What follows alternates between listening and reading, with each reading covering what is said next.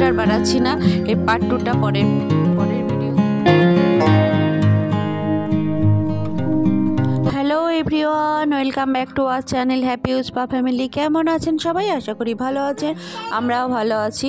সরস্বতী পুজো আসছে, তাই সরস্বতী পুজোর আগের দিন আমি এবার ঠাকুর ঘরে এসেছি। আসলে করাই হচ্ছে না, রোজই করবো ভাবছি। আর পুজো যখনই সামনে চলে আসে তখনই সব কাজগুলো ঠাকুরের বাসনে বের করে নিয়েছি, একটু পরিষ্কার করছিলাম। ঠাকুরের সিংহাসনের মাথাটা প্রচুর নোংরা হয়েছিল, সেটাই একটু ভালো করে মুছে দিলেই পরিষ্কার হয়ে যায়। সময় হচ্ছিল না, কারণ ওপরটাতে জিনিসপত্র রাখি। লকডাউনের আগে মিস্টারের চেম্বারেতেই মাটির মূর্তি এনে পুজো করা হতো। আর যবে থেকে বেটুও হয়েছে আর ওপরে ঠাকুরঘরটাও রেডি হয়ে গেছে, লাস্ট ইয়ার থেকেই আমি পিতলের একটা সরস্বতী ঠাকুর কিনে সেটাতেই পুজো করা হয়ে থাকে এখন। আর সেটাই তাই পরিষ্কার করছি, ঝাড়পোছ করছি। দেখি মাম্মাকে দিয়ে আলপনা দেওয়া করাবো। আমি ঝাড়পোছ করে নিয়ে বেটুকে এখনও খাওয়াইনি, বেটুকে খাওয়াবো। বেটুকে স্নান করিয়ে দিয়ে আমি এই কাজগুলো সব করছি। চলো তাড়াতাড়ি করে নিয়ে ফিরছি।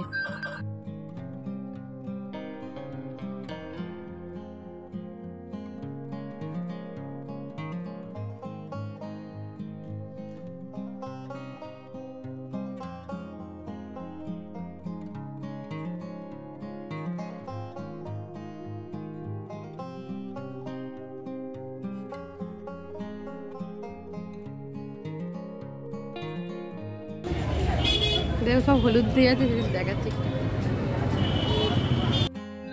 গুড মর্নিং, এখন বাজছে 5:30।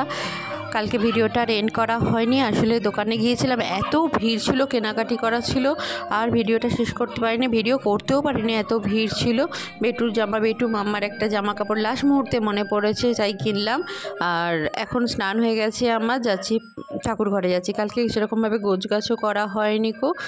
হ্যাপি সরস্বতী পূজা, শুভ সরস্বতী পূজা, সঙ্গে ভ্যালেন্টাইন্স ডেও। সবাই খুব মজা করবেন, আনন্দ করবেন। চলো আমি ঠাকুরটা গুছিয়ে নিয়ে ফল টল কেটে রেখে দিই। ব্রাহ্মণ ঠাকুর আসবে 8:30টায়। আর এবারে সরস্বতী পুজোটা স্পেশাল হচ্ছে বেটুর হাতে খড়ি। এবারে বেটুর হাতে খড়ি দেওয়ার ইচ্ছা, কারণ বেটুকে স্কুলে ভর্তি করে দিয়েছি, কিন্তু হাতে খড়ি তো দেওয়ানো হয়নি কো, তাই এবারে হাতে খড়িটা দেওয়াবো, এটাই ইচ্ছা নিয়ে সব স্লেট পেন্সিল সব কিছু কিনে রেখে দিয়েছি। ব্রাহ্মণ ঠাকুর যা বলেছিল সব কিছু চলে এসে গেছি ঠাকুর ঘরে। এই দেখো মাম্মা কালকে আলপনা দিয়েছে। আর কাল শুতে 12:30 হয়ে গিয়েছিল।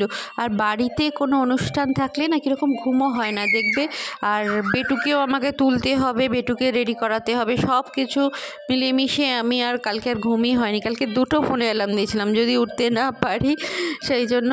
যাই হোক, উঠে পড়ে সকালে স্নান টান করে নিয়ে একেবারে চলে এসেছি ঠাকুর ঘরে। চলো গুছিয়ে নিয়ে, কারণ গুছিয়ে নিয়ে আবার বেটুকে তুলতে হবে, বেটুকে রেডি করাতে হবে, যেহেতু হাতে করি, না হলে হয়তো বেটুকে না তুললেও হতো।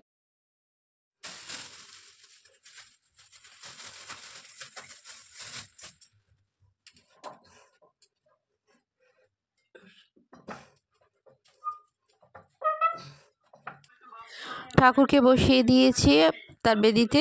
এবার কালকে না বাসনগুলো ধুয়ে রেখেছিলাম, ভালোই ধুয়ে রেখে কাজটা একটু এগিয়ে গেছে। এখন একটু মুছে নিচ্ছি, একটু জল আছে, কারণ এগুলোতেই ঠাকুরের নৈবেদ্য দেবো, সেটাই গোছাবো, সেই জন্য একটু মুছে নিচ্ছি সব কিছুই। যে ঘরটাকেও আমি বসিয়ে দিলাম। আর ঘরকে কোনো রকমের কিছু করব না, সব জিনিসপত্র সব গুছিয়ে রেখে দেবো, ব্রাহ্মণ ঠাকুর এসেই সব করবে। আর এইটাতে রাখবো বইগুলো, সবার বই আছে, মাম্মা আর মিস্টারের বেটুর এখন বই আছে 2টো, বেটুর বইগুলো রাখবো। এই দেখো পাশেই, তাই এই চৌকিটাও রেখে দিলাম, এখানেও একটা আসন পেতে দেবো। এই দেখো আমার সরস্বতী ঠাকুর। একদিকে ভাসান দেওয়ার সময় না মাম্মার মন খারাপ করতো, মা ফেলে দেবে, মা রেখে দাও, এটাই করতো। কিন্তু তাই মিস্টারকে আমি অনেকদিন বলেইছিলাম যে নেক্সট ইয়ার থেকে আমরা একটা পিতলের ঠাকুর কিনবো, তাহলে আর ভাসানের ঝামেলা থাকবে না কো। সেটাই হয়েছে, তবে লকডাউনের জন্য বন্ধ ছিল। এই দেখো বেটুর স্লেট পেন্সিল রেডি করে নিয়েছি সব কিছু। চলো মোটামুটি গোছগাছ করেছি। আর বাইরে দেখো এখনও আলো ফোটেনি, দেখেছো কীরকম অন্ধকার হয়ে গেছে। চলো ঘরটা রাখবো, ঘরটা একটু মুছিয়ে নেই।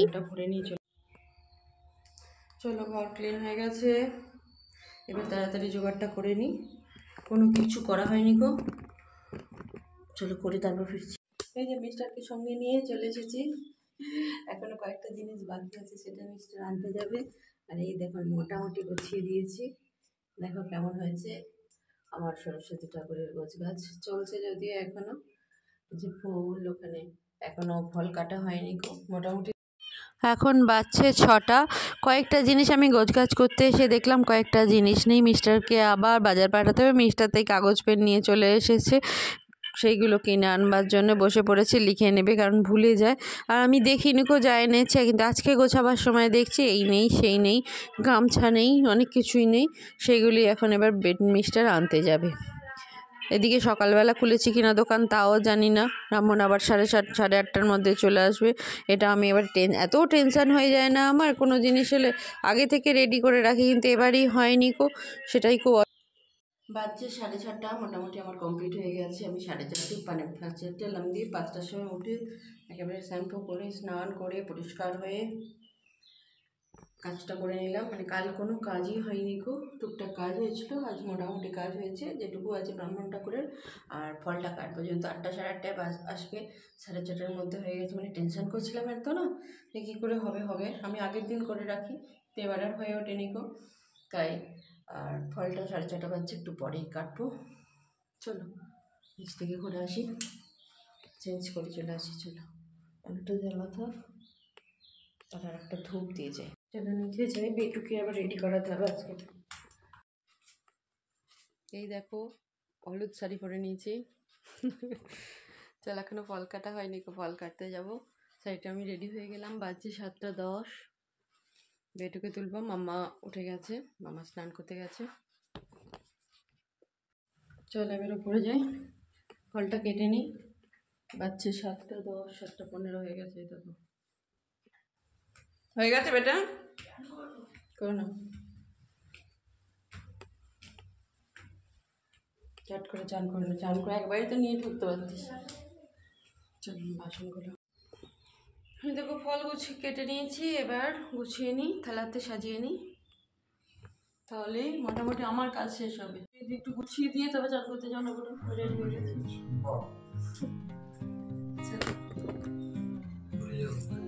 আরো কয়েকটা জিনিস ভুলে গিয়েছিলাম, মানে কালকে আনা হয়নি, আজকে নিয়ে এলো ডাব, ঠাকুরের ডাব আছে, রং ঘটে দেওয়ার ডাবের কথা ভুলে গিয়েছিল মিস্টার।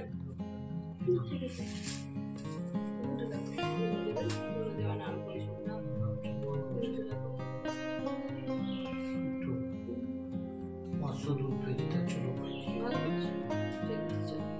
কাজ মোটামুটি হয়ে যাবে। এই জামা কাপড়গুলো সব একটা বালতিতে নিয়ে ওয়াশিং মেশিনে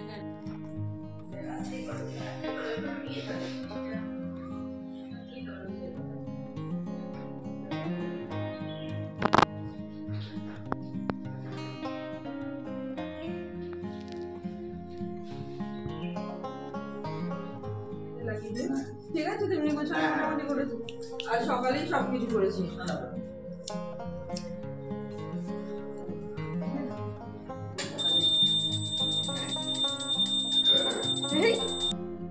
এই দেখো ব্রাহ্মণ ঠাকুর এসে গেছে। কটা এসেছে জানো? 9:30, 1 ঘন্টা পরে এসেছে। আমি তো টেনশন করছিলাম, বেটুকে উঠিয়ে দিয়েছে। এই দেখো বেটু ড্রেস পরে নিয়েছি, হলো ড্রেস, সবাই আমরা আজকে হলুদ। যাই হোক, ভিডিওটা আর বাড়াচ্ছি না, এই পার্ট 2টা পরের ভিডিওতে দিয়ে দেবো। এখানেই শেষ করছি। যদি কিছু ভালো লেগে থাকে please like share comment and subscribe করে দেবেন। ভালো থাকবেন সবাই, বাই।